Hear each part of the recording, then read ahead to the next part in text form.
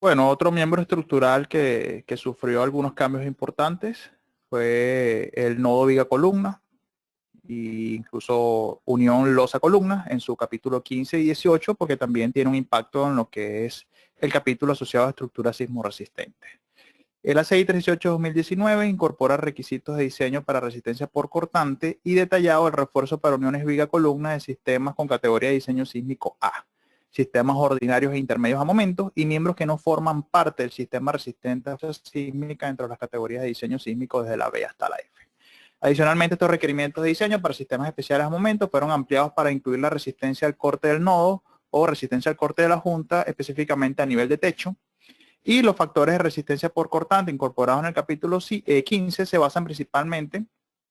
en los que da el ACI 352R02, que son recomendaciones para el diseño de nodos viga-columnas vaciados monolíticamente en estructuras de concreto reforzados. Esto es una guía también increíble, así como la que comentaba el profesor Edison asociado a pilotes. Esto es una guía que del 2002 es una muy buena referencia para realizar diseños de nodos. Okay, incluso trae varios ejemplos para varias condiciones de carga e incluso para varias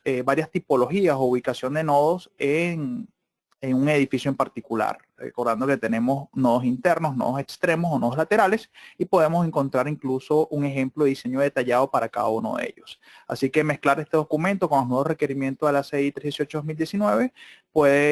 podemos fusionar y encontrar prácticamente una metodología de diseño bastante buena. Prácticamente acá vemos uno de los cambios, podemos ver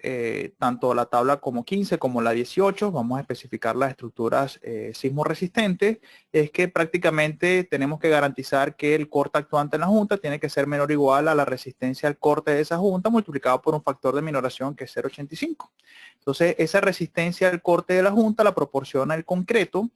y prácticamente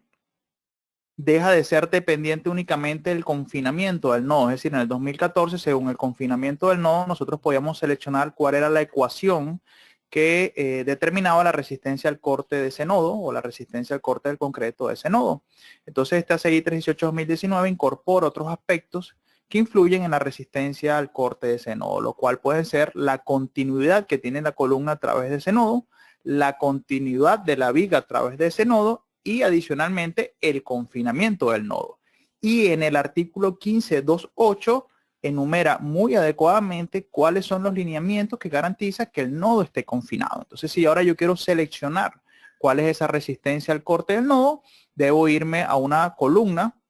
que especifica la continuidad de la columna. Entonces, si esa columna es continua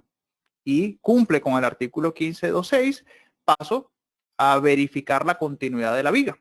Si la viga es continua en ese nodo, paso a verificar si ese nodo está confinado o no confinado. Entonces, obviamente, el hecho de que la columna sea continua dentro del nodo y tener continuidad en la viga dentro del nodo y adicionalmente ese nodo esté confinado bajo los requerimientos que especifique la CI, yo gozaré de un beneficio de poder usar una alta resistencia al corte del nodo. Entonces, si ahora me regreso atrás para adelante y que, bueno, sencillamente el nodo no está confinado, pero las vigas son continuas y la columna es continua, voy a tener una degradación de esa resistencia y ya no voy a tener o no voy a gozar del beneficio máximo de la resistencia al corte del nodo. Lo mismo paso si no tenemos vigas continuas o no tenemos columnas continuas, vamos a entrar entonces en degradación de esa resistencia al corte del nodo y lo podemos ver con el número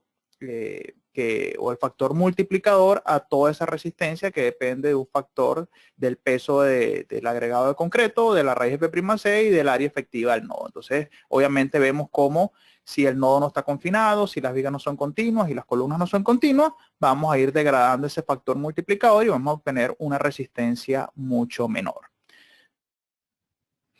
Para garantizar el confinamiento del nodo, sencillamente lo que tenemos que verificar es que por lo menos el ancho de la viga que llegue a ese nodo sea por lo menos 3/4 del ancho de la columna, que las vigas transversales sean extendidas al menos la profundidad de la viga H más allá de la cara del nodo. Esto es en el caso por lo menos de tener un volado. Okay, si viene la viga por acá y continúa con un volado, si la longitud de ese volado es mayor a la altura de la viga, podemos garantizar que la viga está confinada en ambos sentidos y que las vigas transversales contengan al menos 2 barras continuas en el tope y en el fondo que satisfagan algunos artículos que especifica este ACI 318-2019, que incluso tiene también algunos cambios adicionales. Es decir, debo garantizar que la viga tenga 2 barras continuas arriba y abajo, que cumpla el acero mínimo a flexión, que cumpla con el acero mínimo a corte y que cumpla con las separaciones máximas para el acero de refuerzo transversal. Garantizando estos requerimientos, que la viga, que el nodo tenga 2 vigas en ambas caras o una viga en ambas caras y que adicionalmente el ancho de la viga sea mayor al 75% del ancho de la columna, confino el nodo y garantizando la continuidad de todos esos miembros estructurales, gozaré de la máxima resistencia a corte de ese nodo.